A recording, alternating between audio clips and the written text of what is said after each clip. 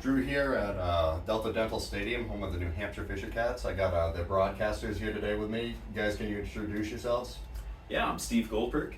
Bob Lipman. Thanks for joining me, or having me here today and everything. I really appreciate it. So I wanted to talk a little bit about your careers in broadcasting. How'd you guys first start out? Yeah, I really had an interest in it when I was young, starting out. Did an internship when I was back in high school, sort of a sports journalism internship, and went to the University of Missouri. Got really involved in student radio. Also did a summer in the Cape Cod League, and then just jumped into minor league baseball and kind of worked my way up through the minors. I did a similar route. Started in college radio. I went to Vanderbilt University in Nashville. And then after I got out of Vanderbilt, I got a job in the news department back in my hometown radio station in central New Jersey, and have picked up on sportscasting. Of course, sports has always been a big passion of mine. So I've had the opportunity to be with the FisherCats since the beginning, and looking forward to wrapping up our season here. Wow. So, Steve, where'd you first start out calling minor league baseball? I was in Charleston, South Carolina. It was my first internship in the minors. We were a Yankees affiliate at the time. The team's now a Tampa Bay farm team now, but back then we were a Yankees affiliate. So certainly have that connection with future guys who wound up in the Bronx and wound up in other parts of the majors, and really just fell in love with minor league sports in general, and some of the promotional elements and fun, quirky things that we do out at the ballpark, and kind of had an opportunity to dabble in some of that, being involved on the community side, being involved on the promo side, and then on the media relations and the broadcast side too. All right. So, Bob, similar question here, I guess. So, throughout, just watching minor league ball throughout the years, what has some unique things been for you that you've seen in minor league baseball that you might not see, at the big leagues, or just something different? Well, first of all, we're getting the guys at a much younger age. And most of the FisherCat players over the years are right in that 21 to 25 range. Maybe earlier on they were a little bit older, and now that we've changed the leagues up a little bit, they're a little bit younger. But they're so much more accessible here. You have that opportunity to sit down and talk with a guy after batting practice, and to kind of get to know them. They're like high school kids, kind of when they get here. When they graduate up to the major leagues, for reasons that I think everybody understands, they're a lot less accessible.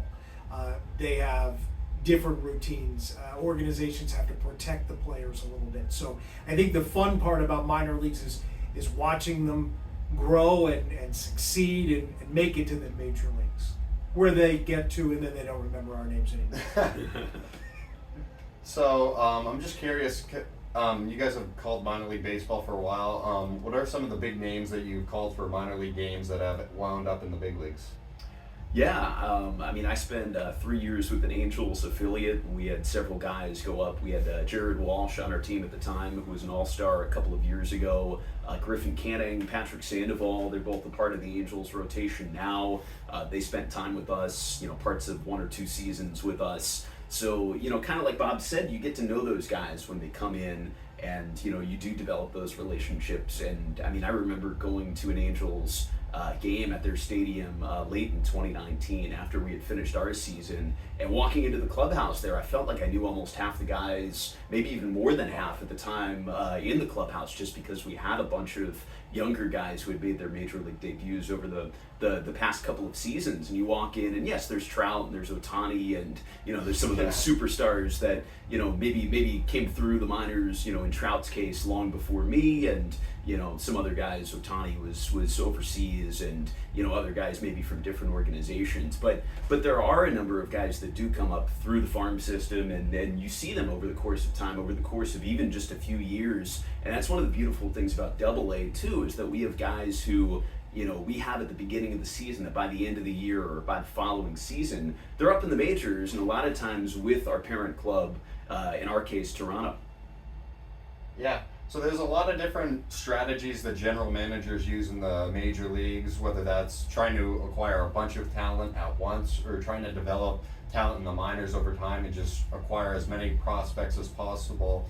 Can you talk a little bit for a minute about those strategies, what you think works well in your experience of watching that, and what do you think like the best approach is for a major league ball club? All right, well, it's a really interesting question, for sure.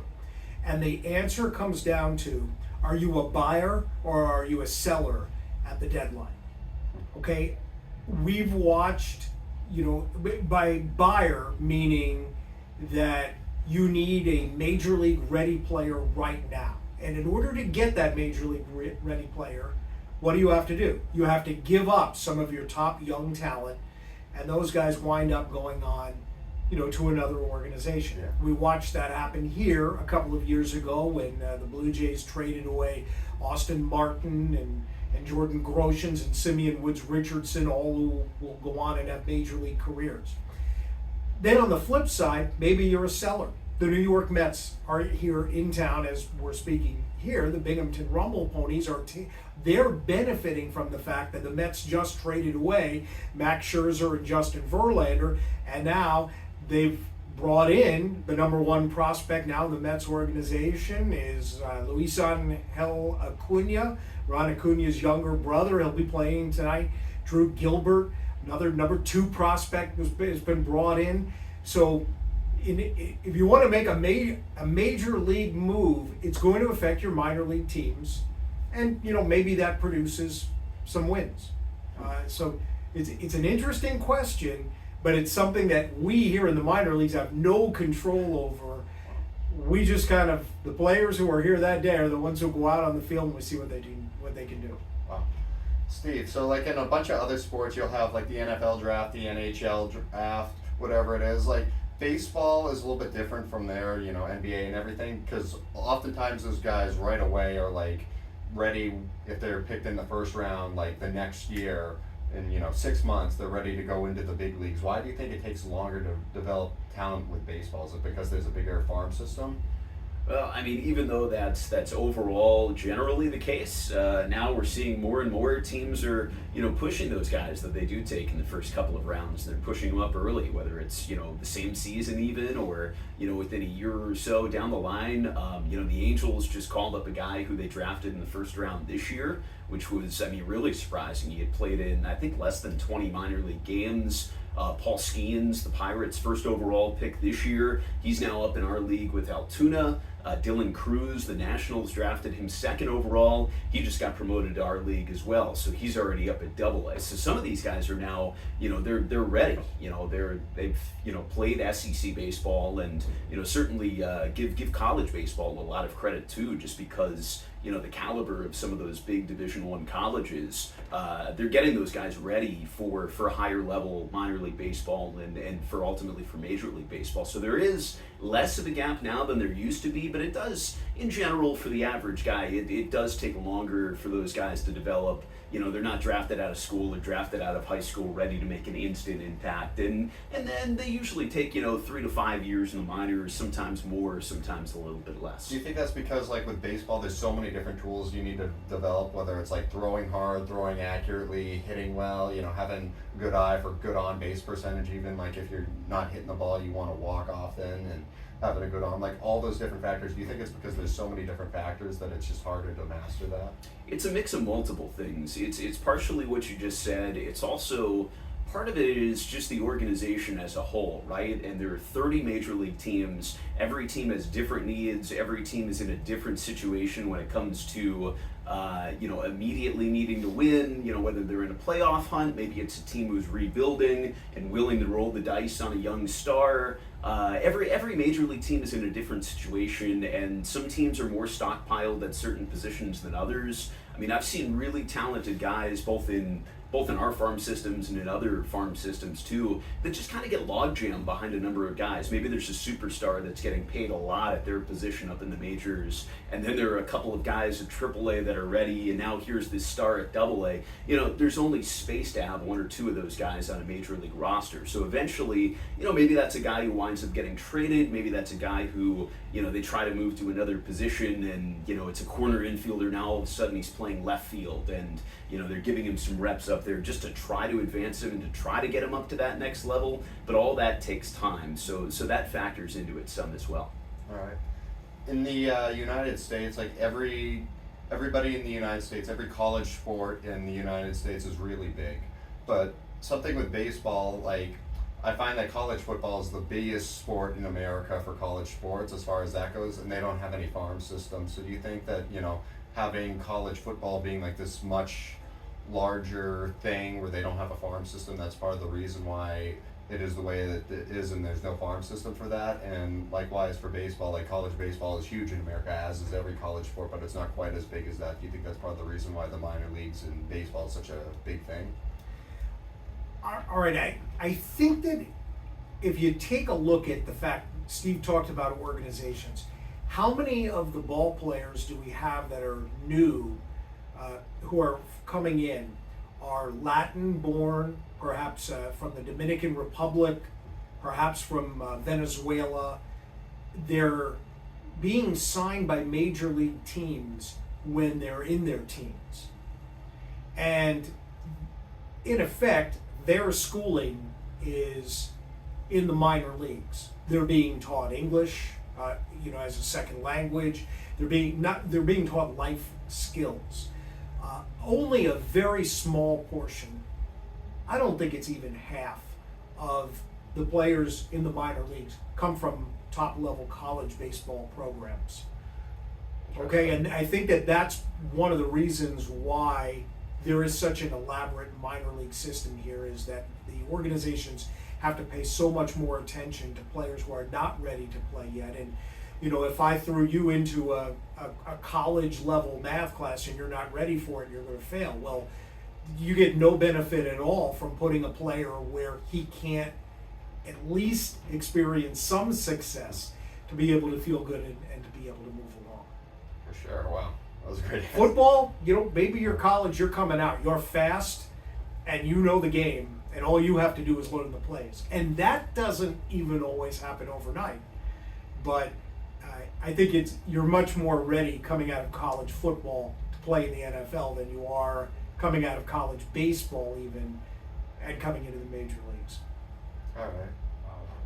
So baseball, throughout time, as it's referred to as America's pastime, and we've had some changes of rules down here at the minor leagues that have now shifted to the major leagues this year in order to speed up the game and try and give it more of an appeal. I mean, I know the three of us all love baseball and we want to see the game continue to grow, where right now there's a little bit of a challenge because that's not always the case. Sometimes we think about other sports growing faster than baseball and baseball losing interest.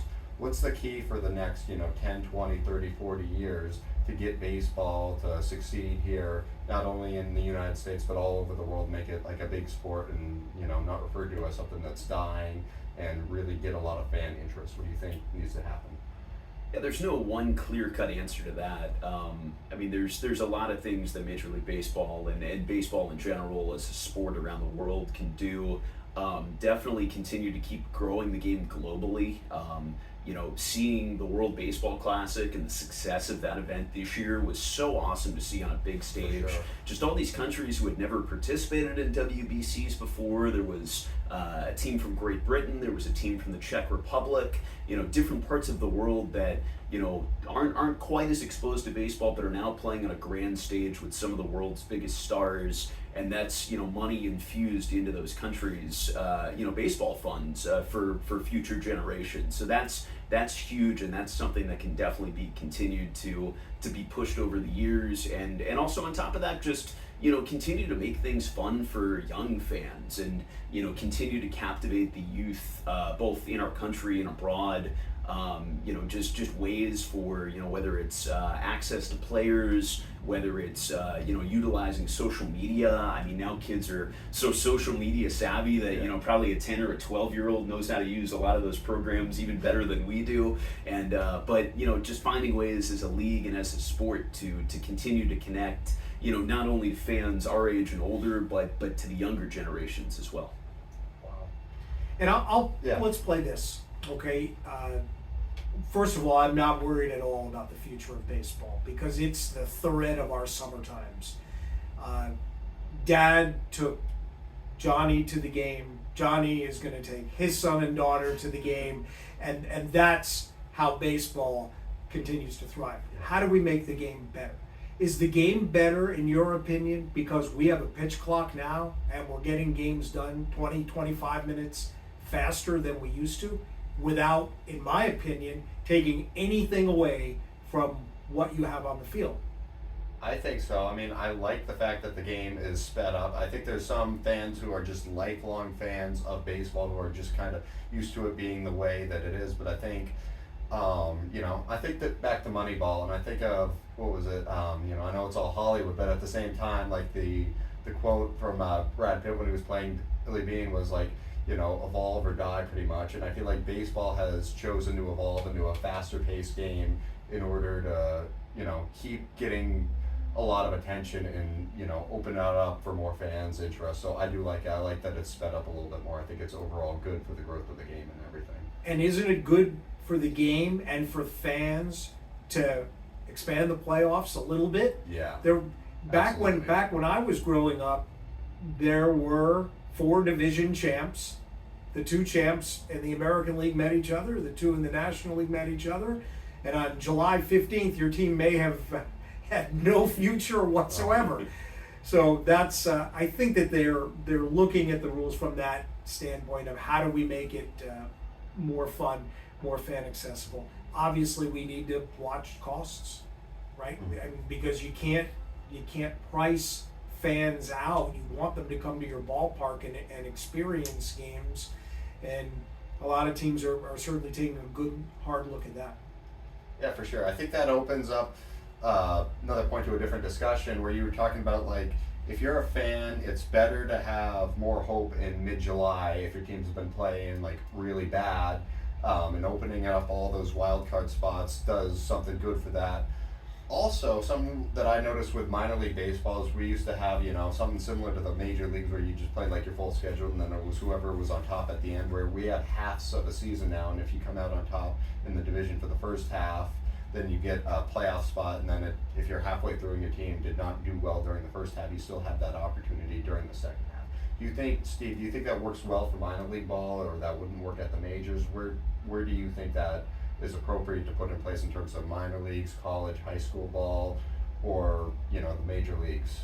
Yeah, so I feel like that works really well in minor league baseball just because of how much player movement we have over the course of the season. Yeah. And you look at rosters in August and in September, and a lot of times, probably 70% or maybe even more of those players weren't with us on opening day. So while some have spent the bulk of the season here, it is just a different group and a different vibe, and some teams do click better in August than in April, and you see that a little bit more here than you do, say, in college, where you recruit a group of kids and you have them for a full year, even for multiple years, and then compared to Major League Baseball too, where you have your stars out on the field playing for you, presuming that they're healthy, but they're playing for a full season and they're playing on your team all year long, and who you have is who you have. Yes, you can make some moves over the course of the year, make some trades or a couple of free agent signings, but for the most part, that core is your core group of guys, and they're either playoff ready or they're not playoff ready. But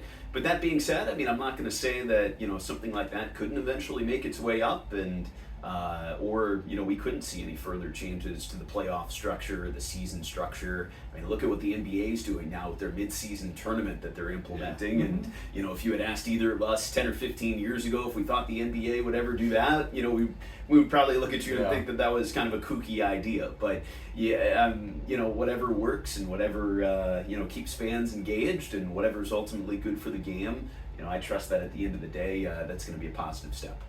Yes, Steve just talked about player movement, Bob. I'll go to you. I mean, sometimes that can be a bad thing. Like, I know back 80 years ago there was a lot, or not 80 years ago, I don't know, 1980s. I wasn't around. Trying to say. I was trying to say 1980s. That's what I meant. My bad. But like in the 1980s, there was like a lot less player movement. So like you'd have like the same team coming back year after year after year. And if that team wasn't too good, that wouldn't be the best thing for the fans. But also you see situations where Boston Red Sox, just the way that they ran things, there's cost and there's benefit, like we said, of different strategies, but they used to have Mookie Betts and Xander Bogaerts, and now both of those guys are gone, and those were some of the fan favorites. So that's kind of the downside of it. Where do you think like works well in terms of rules with like trades and stuff like that for player movement, just for the overall success of the game? Because you don't want guys, changing teams like every single month, but at the same time, like you don't want it to be the same group of guys for 20 years and then they're not playing well and then like they have no fans as a result of it. It hurts the game. Well, I don't think that we get to decide how that's all going to work. I think that the barn door has opened. It has clearly been established that players have the right to be able to do whatever is in their best interest. And so that's why now, you can sign a contract with a player, but the team only keeps control of that player for 5 or 6 years.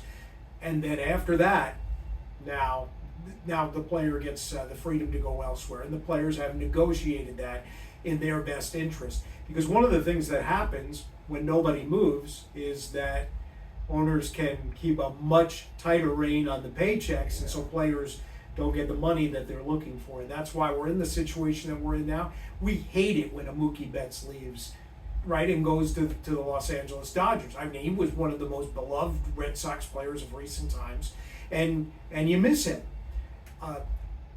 Why the Red Sox didn't throw the big money at them, you have to make that decision as an organization, as the Angels are going to go through now with Ohtani, and decide, do they build their future around him and Mike Trout and not have a lot of money left for everybody else, or what do you do? But again, I think that, and it does go back, even I've been following baseball probably since the 70s, and there's been a lot of player movement even since then.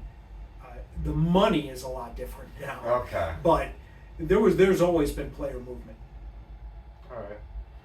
So I'm going to circle back more to the media stuff. What makes you successful as an organization or as successful as a broadcaster in terms of media? Like, how do you become successful? Do you try to get like experience here or there? Do you, try and see a bunch of different things? What makes you guys successful here at the FisherCats? Successful from like a broadcast standpoint, or Yeah, from a media broadcast relations and a standpoint. media. Yeah.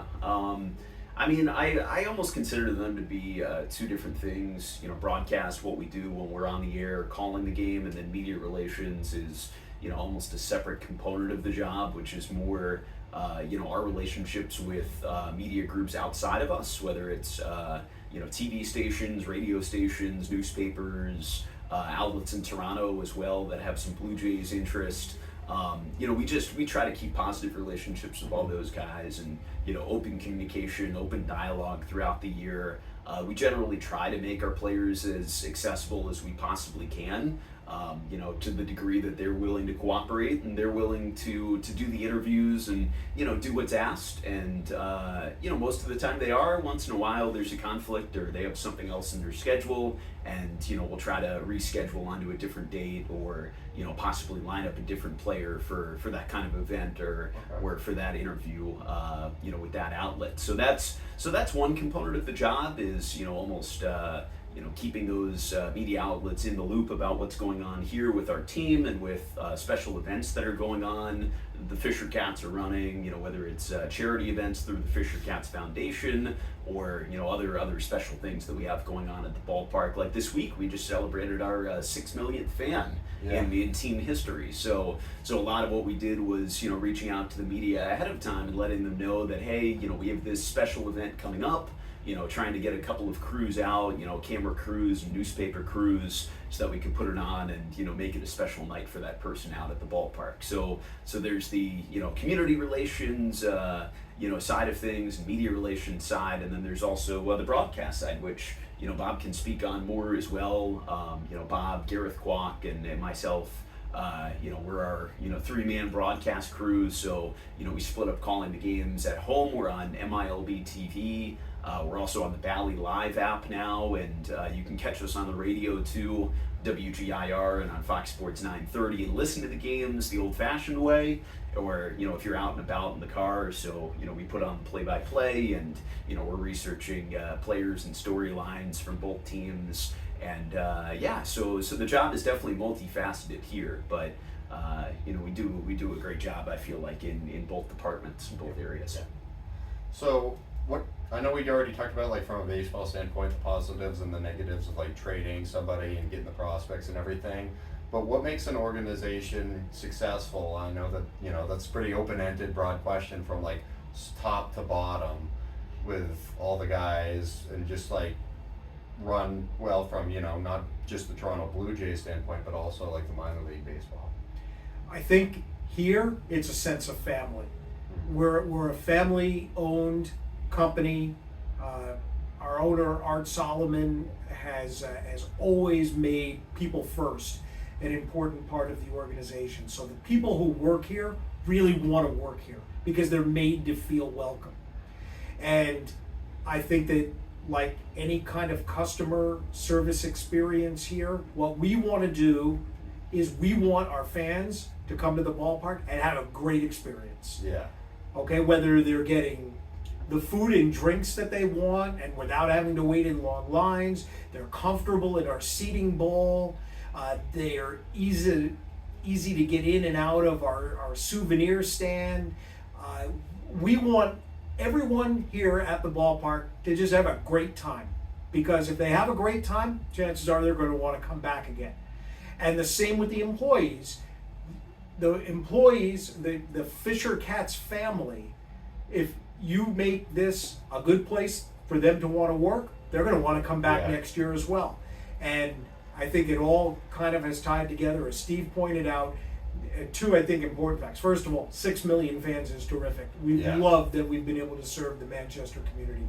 But what we have been able to do with the FisherCats Charitable Foundation in terms of helping students with scholarships and providing resources to the organizations that the FisherCats have been with has just been, it makes my heart, just thrilled to be a part of this organization. I mean, I can, you guys obviously are here every day. I'm not here every day, but I really do appreciate the opportunity I've gotten from you guys to come up here and learn from you a few times, and I do appreciate that a lot. I have a final couple questions for you guys, if that's all right, but just what is something that you want viewers to know about, life as a minor league broadcaster, or your career specifically, that you wish people knew? Oh, wow, that's a great question. There are a lot of different ways to go with this one.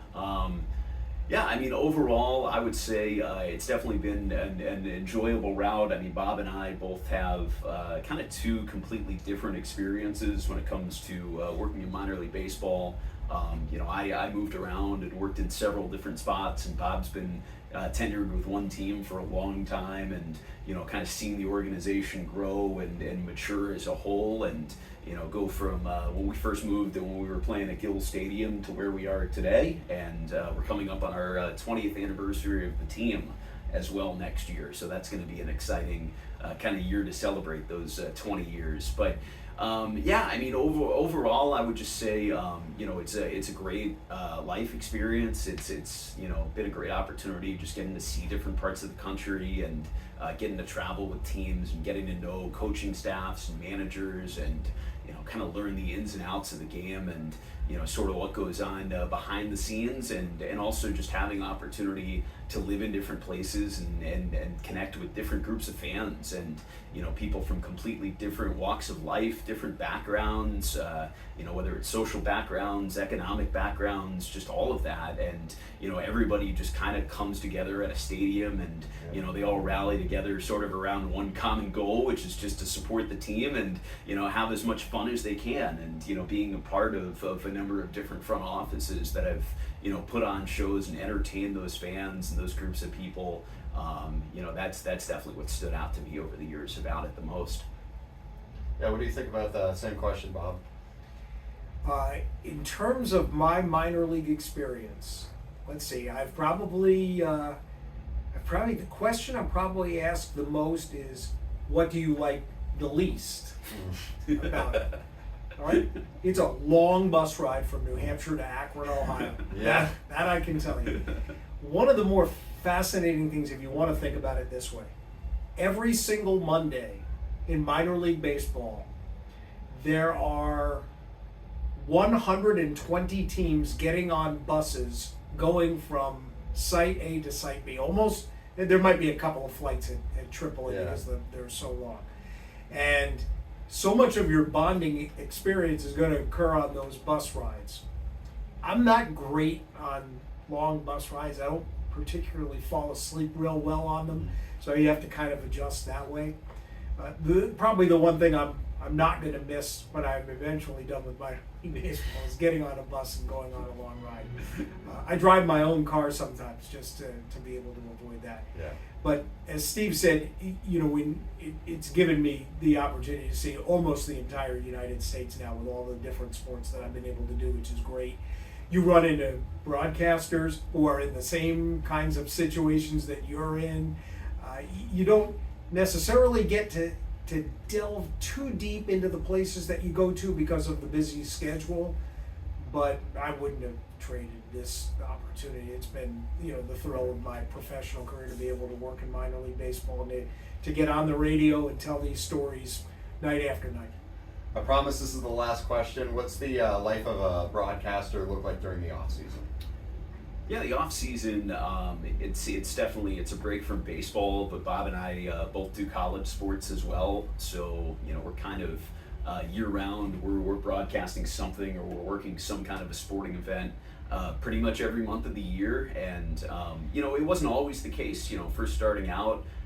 It did take a little bit of time just to make some connections and start getting some of that auxiliary experience too. You have an internship with one team, but then the season's over and then you've got to fill 6 months. So if you're somebody young, college age or maybe even younger watching this and you have an interest in doing that, it's perfectly normal to be seasonal with one team, whether it's a summer ball team or a minor league team like this one, and you work for a few months of the year broadcasting a sport, and you get that kind of a great experience, and then you go off and you work another job for 6 or 7 months of the year. And starting out, I worked a number of jobs. I worked in food service, and I worked for a sporting goods store, and did some of that, and I would do 1 or 2 college games here and there when I could pick some up, but but it wasn't a continuous year-round thing. And over time, as you grow professionally and you get more comfortable on the air and you've done a lot more sports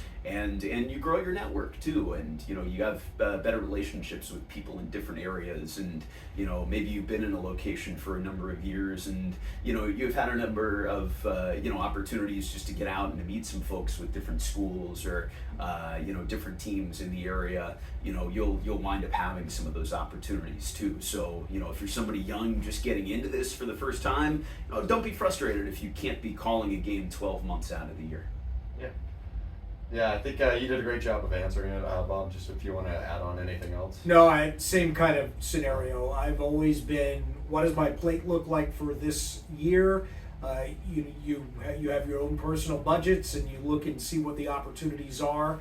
I now work at Southern New Hampshire University in athletic communications there, which will dovetail, I think, very nicely with my role here, because we're just starting up the fall sports season. Run through the spring, and then the FisherCats will be right back in the summer. So that's how I've looked at it. And my one advice, and Steve is well aware of this because he's a little bit more of a veteran than some of the kids, you need to take time for yourself. So much of you feel is, I've got to do this, I got to go, I got to do this. You've got to take time to make sure that you're doing the things you need to do around you. It's the best way to stay fresh and to be mentally prepared night in and night out. So don't forget about you. All right, awesome. Thank you guys. I'll take that, but yeah, thank you. Thanks, sir. So I'm super impressed